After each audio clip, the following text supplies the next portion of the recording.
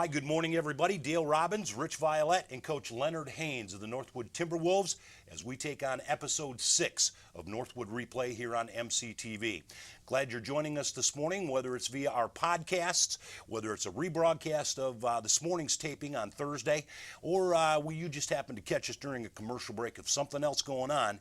We are excited to have you here this morning. With Coach Haynes in studio, we have the privilege and honor each and every morning on Thursday to go over what was. We get a chance to meet a player, and we're going to do that here in just a few minutes. And then we're going to talk about what lies ahead for this Northwood Timberwolves 2018 football team. And, Coach, the way I've seen this over the past 5 weeks, you guys have got your playoff run out of your system. You have played 3 of the top 25 D2 schools in the country consecutively. You played Ferris, then you played Ashland, and you played Grand Valley. Those teams are all in a hunt somewhere. You now get the part of your season with your young squad to take on teams that are comparable, at least on paper, to your young redshirt freshman and freshman team and some of your senior leadership that you have driving these young men and your staff driving these young men. You are at a point now where your season literally can be turned around based on the effort that you put in over your first 5 weeks. Tell me what that brings at this point of season. I know it doesn't change the game for you because winning is the most valuable thing to a football player and that player's staff. Is this a bit of a break in a storm because you still have to do what you set out to do, a year ago now in preparing for this year? How's this 2018 going to respond as we travel to northern Michigan leaving tomorrow? How are we preparing this week that isn't necessarily different than how you've got to this point, at this point in the season? Well, we'll still prepare the same. We'll still do what things we've been doing throughout these past few weeks, preparing for any team. So I know you say on paper, it's kind of an equal matchup possibly, but the GLIAC's the GLIAC. Sure enough. You got to come ready to play every week. And so, you have the upper echelon, you have kind of the middle of the pack, I guess, if you will. But I believe you got to be ready to play each and every week, and our young men are getting better week by week. We're continually putting newer guys out there each week, it seems like. So the learning curve starts all over again. But at the end of the day, these guys are competing. I love what I'm seeing at practice, and these guys are coming ready to, ready to get a win. And so if that happens this weekend, hey, I'm gonna be celebrating. I'm gonna be doing cartwheels. And I want to see the cartwheel, but you do a celebration. So. I know there's positives. What positives have you taken out of even the Grand Valley loss last week, but more importantly, the first half of the season? What are your positives going forward? Well, I believe our team understands, we've got some experience on our belt, being a young football team and playing some of our upper echelon teams. I know people leave out Tiffin. Tiffin was a good football team as well.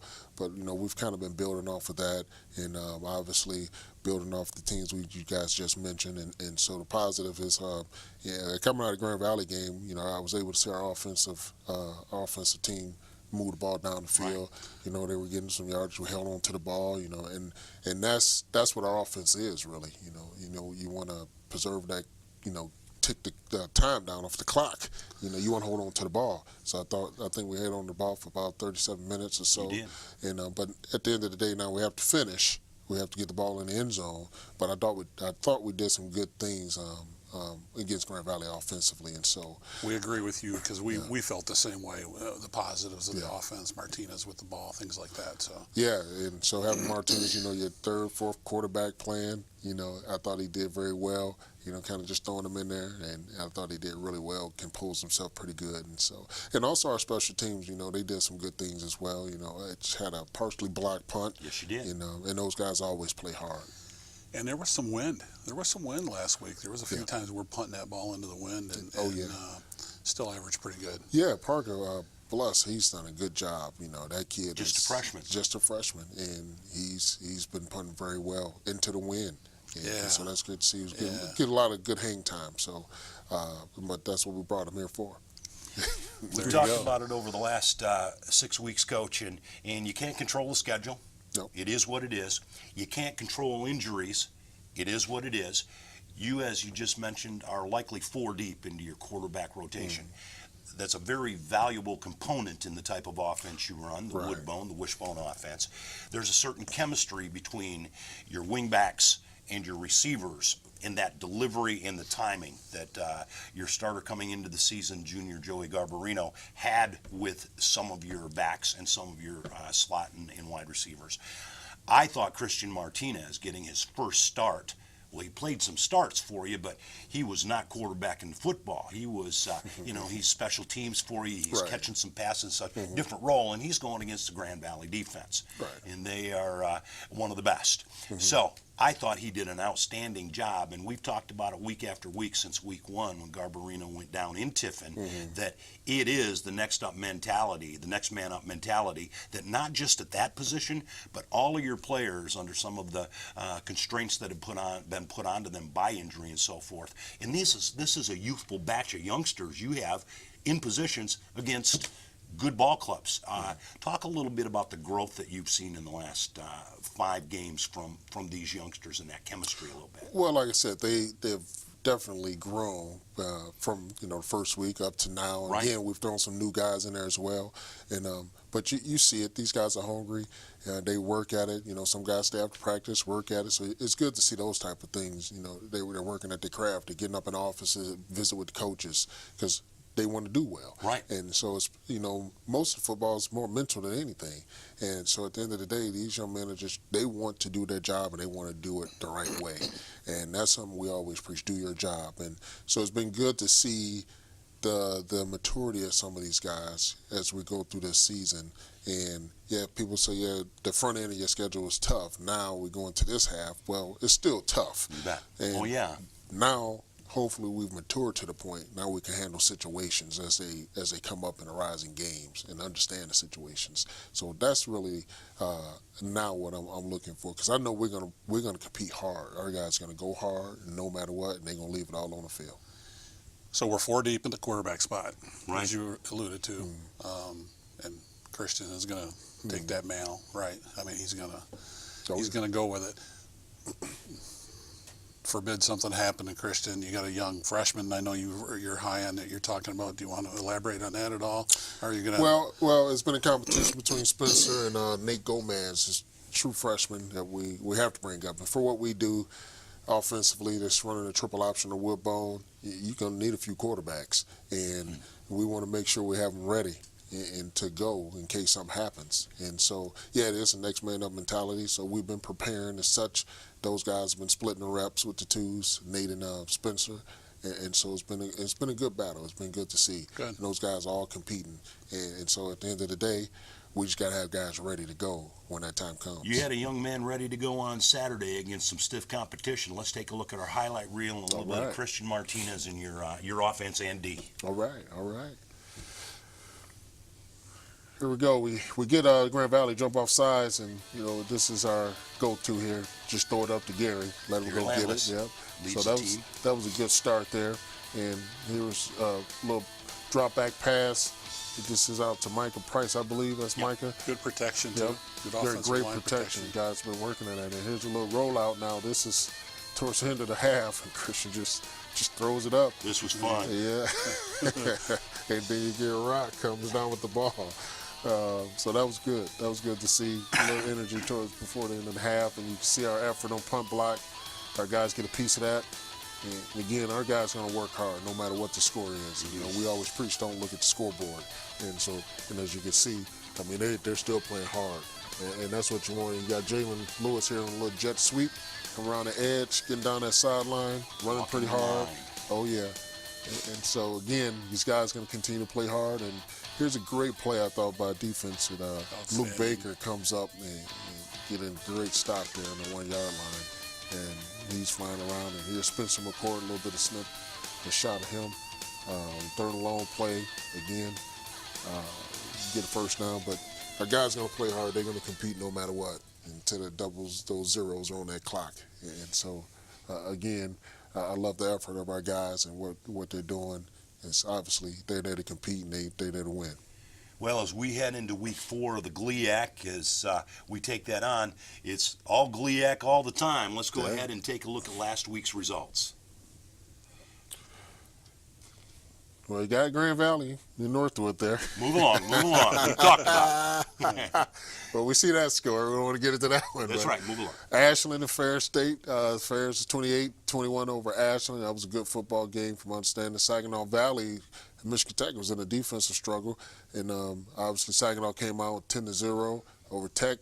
And Tiffin went down to Wayne State in the night game and beat Wayne State 27-13. Davenport is over in Northern Michigan, 31-30, and a comeback win for Davenport. That was a big win for Davenport. That Saginaw Valley Michigan Tech game was 3-0 most of the day. Is that right? Yeah. Right it was. Yeah. So. Well, I don't know if our next graphic for the TV side of things, typically we're going to roll what the GLIAC current standings are. Let's take a look if that is the case, and if not, we got a minute or so to fill. We can certainly come up with the conference standings. There it is. Conference standings. You got Ferris State and Grand Valley right at the top of 3-0. Davenport right now is at in Saginaw 2-0 in the conference. Ashland's 2-1. And then at the bottom there, you got 0-3 in the GLIAC, Northwood, Northern Wayne State, and Michigan Tech, all looking for a first win in the conference.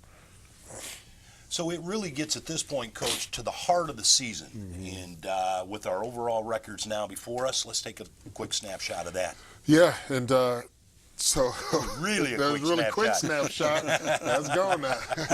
Let's wrap it up. No, go back. Okay, right, go really, back. Right. All right, going back. So again, you see the standings of Ferris State, Grand Valley, Davenport, Saginaw, 5-0. Ashland is 2-3. Northwood 0-5. Northern Michigan 1-4. Wayne 1-4, and Michigan Tech is 0-3 right now. So that is that balance we're talking about the GLIAC, because all these teams have had shots at the ones riding the top. Right. You're going to have shots at now teams that have comparable or equal GLIAC records. And year after year, you cite it continuously, this league is about young men playing football, but we are the SEC, of D2. We come in providing some of the best athletes in Division II in this league. You're going to see all aspects of that game throughout your season, and you can't play for a game. You're really a game at a time, a snap at a time, if you will. But it's a long, rigid schedule playing in this GLIAC. Oh, a very long, rigid schedule. Yeah. So, all right, guys, you just got to be ready to show up every week and play. The whole goal is to be 1-0 after each week. You bet. So, at the end of the day, our focus is squarely on Northern and doing what we can do to be successful on Saturday. Coach is sitting at 0-0 as we will head north to Marquette on Saturday and take on the Panthers. The Wildcats, sorry. Tell you what, as we always do, we're going to take you inside the helmet and shoulder pads of one of Coach Haynes' players, and we are excited to bring this hard-working young man, a senior for the Timberwolves, and we're going to introduce you to Corey Burdgick right after this important message here on MCTV.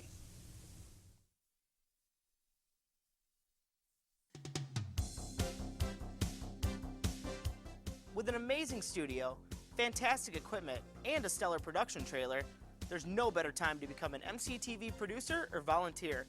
You can even make your own television show. Check out some of our upcoming training dates and call our station to get started today.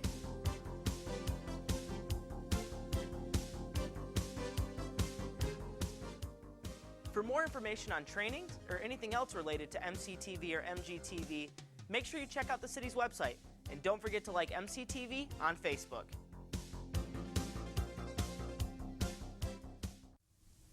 Hi, welcome back, everybody. Dale Robbins, Rich Violette, and we have brought you into the offensive backfield of the Northwood Timberwolves as we introduce and invited Corey Burdgick onto the set this morning. And Corey is a senior from Hackett Catholic Central down in the Kazoo area, Kalamazoo, Michigan. We were just talking to Corey a little bit in the break that you came in as a redshirt freshman. And does that seem like a long time ago as we sit down in 2018 talking football? No, yeah, all the way back in 2014 when I came in, and it's been a long 5 years, but it's been enjoyable, and it's been a process that definitely will improve my life in the future, and taught me a lot of things. So you bet. Well, you mentioned too, we talked about it, you are surrounded by, I call you a youngster, and you got guys playing around you that are youngsters to you. You have a whole new set of backs back there with you ultimately. You now, as one of the senior leaders in the way that you play football, Rich is going to touch on that in just a second. But Corey, you've been elevated into that role. I commented before, you guys are like Yodas for all these youngsters because you're surrounded by all this youth. How is that role for you, and what do you look forward to each time when these young guys look at you and go, Corey, what do we do? How is that equating, not even on the football field, but certainly off the football field as well? Well, yeah, it's obviously good to, be asked advice and be looked up to and stuff. But, I mean, you really just got to, help them along because it's tough for them. I mean, especially the young kids who, 17, 18 years old coming in, being thrown out on the field. You got to move them along because, I mean, they got to get, acclimated to college football, and it's not easy with school and everything like that. So, I mean, I'll get asked questions from anything from what do I do on special teams, or how do I go, when do I go in motion on this, or what do I do in the classroom, how do I manage this? Sure. Anything along those lines, weight room, all of those things. So, I mean, just got to help them along, and it's been fun so far. But cool. Corey, as a former football coach, I love watching you play football. Okay. Hard-nosed, great runner, great blocker, square, always moving your feet. We know what the job of the fullback is, but for the people out there listening, what is your job? What's the fullback do? Well, obviously, you want to get the ball all the time and, see a lot of holes and stuff. But, I mean, a lot of what I do is blocking. I block a lot on the edges. I got to get guys down with cut blocks, and a lot of the time I have to take ends one-on-one, defensive ends, in pass protection. Got to come up, decide whether, to take this big guy up top or take him down low and try to get him on the ground. That's a last-minute decision, right? Yeah, I mean, on the fly. I got to see if he's staying back. If he's staying back, then I'd stay up on him. If he's flying towards me, I know I can get down, I can cut him, get him on the ground. But yeah, I mean, a lot of what I do, and I take pride in blocking, and been able to perfect that, the best I can over these years.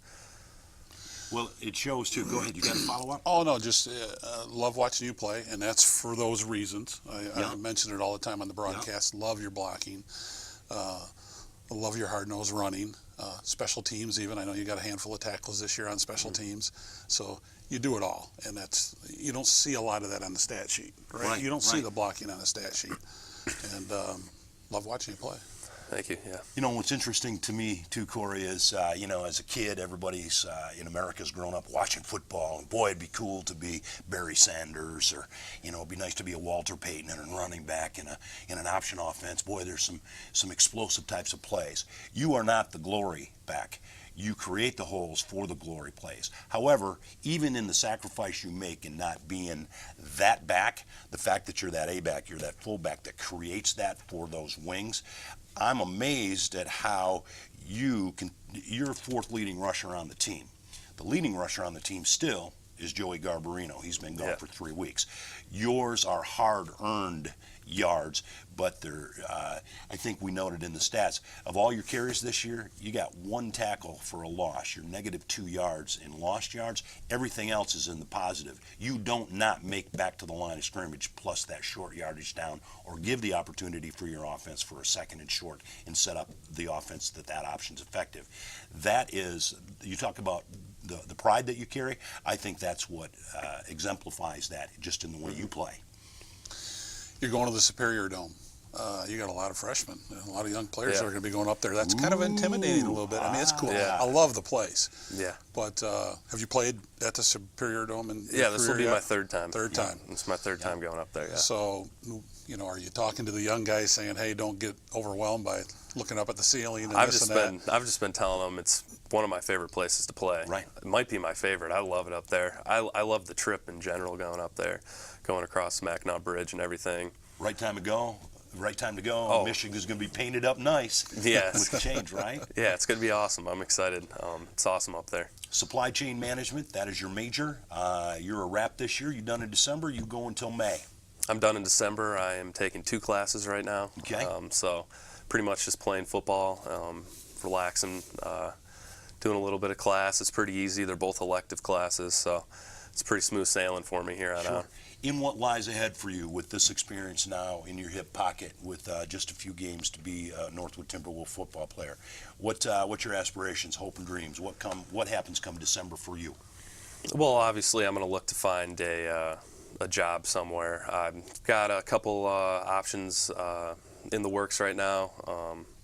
I would like to work in the Kalamazoo area to start. Sure. But really, I mean, Grand Rapids would be great. You know, Metro Detroit area would be awesome. But just looking forward to getting something in, you know, production planning or supply chain operations, anything like that. Sure. Corey Burdgick, we had an opportunity, and it's always good to meet you guys without your gear on, because now when we see you on Saturday, it's like, well, it's kind of like we know you. Yeah. So we can talk at a personal level. We wish you nothing but the best of success over the next few weeks to close out the 28 season on the gridiron, and more importantly, we wish you luck with what lies ahead for you. And if you tackle real life and you go at it like you do north and south and square on the football field, we've got nothing to worry about for you, young man. So thanks so much for this morning. Looking forward to watching you play again this week. Thanks. All right. For sure. Hey, we'll see you in Marquette. Yeah. All right. That's it, everybody. We're going to be back and talk a little bit about Northern Michigan and what that holds in store for the 2018 Timberwolves. We'll have Coach Haynes back in that seat right there that Corey's warmed up for me. Stay where you're at, and we'll be right back.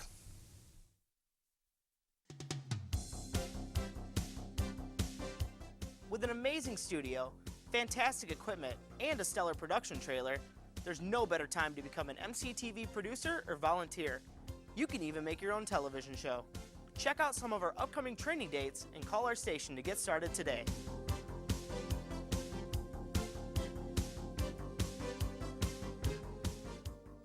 For more information on trainings or anything else related to MCTV or MGTV, make sure you check out the city's website.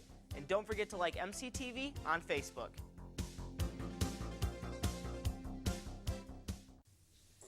Hi, welcome back, everybody. Dale Robbins, Rich Violette, and Coach Leonard Haynes of the 2018 Northwood Timberwolves. Coach, you head to Marquette to take on the Wildcats of Northern Michigan. They are 1-4 overall. They are 0-3 in the conference. You guys are 0-5 and 0-3. Somebody's coming away with a GLIAC win come Saturday. How do we, as the young Northwood staff, older now after 5 weeks, how do we go in the Dome in Marquette take on the Wildcats? What's our plan? Well, hey, we just got to keep getting better and doing what we're doing and refine some things. And for us, it's just about running our system, and we got to make plays for sure. And we have to hold on to the ball offensively and defensively. We have to make stops. It's really that simple to me. We got to make stops at critical times. And so again, we've talked about finishing, being focused and finishing things off, and our kids hopefully they understand that. And so at the end of the day, we just got to finish, whether we're on defense, making tackles, getting stops, offense, finishing off drives, making plays, finishing off drives. Really, that's what we just got to be concerned about what we do. Sure. And we do that, I believe Northwood will be just fine. What do they do well, Coach? Who do we got to stop? Yeah, offensively, they have a new quarterback in there. I believe the starter got hurt after the first game, or during the first game, and so the quarterback's a pretty athletic guy. They like to keep the ball in his hand and have him run, but the guy we definitely are highlighting is the running back, and I think it's Marin. Yes, it is. It's Jake Mahan. And he's really good. He was the first team all-conference guy last year, and so he's something to definitely pay attention to. And so we just got to make sure we got all our gaps covered and tackle very well. He's averaging about 115 yards a game, his man, and he's an explosive player. He gets to the hole quick, and if he gets clear of the D line and past your backers, now all of a sudden he's a tough nut to keep in the shell, isn't he? Yeah, he's definitely tough for sure, and so we've been knowing that for years with him. So we got a big task ahead of us. It's a big challenge for our defense, and so I pray we're up to the challenge. Going up to the Dome, it's always a great place to play. Yeah, great place. And you got a lot of young guys, and they're going to like playing there. They're going to be amped up to play there. Do you do anything differently to prepare because of the lighting, because of maybe punting, things like that? No, we don't even bring that up, to be honest. I think once you start putting those things in the players' heads, that the reverse can happen to you. So we don't make a mention of it. We don't even go up there to practice. Hey, my thing is it's football, and you just adjust and get going. Game. Yeah, it's a game. So, Act like you've been there. Yeah, right? act like you've been there. So Yeah. it's football. And yeah, it's a different atmosphere, but at the end of the day, those are non-factors to us. Okay. Speaking about just being football, and that's exactly what it is. Let's take a look at Week 4 in the GLIAC and see what the schedule brings, Coach. Yeah, this week, Michigan Tech is at Ferris State, Davenport's at Wayne State, Saginaw Valley is at Ashland. That ought to be a good game. Yep. Saginaw's been playing very well.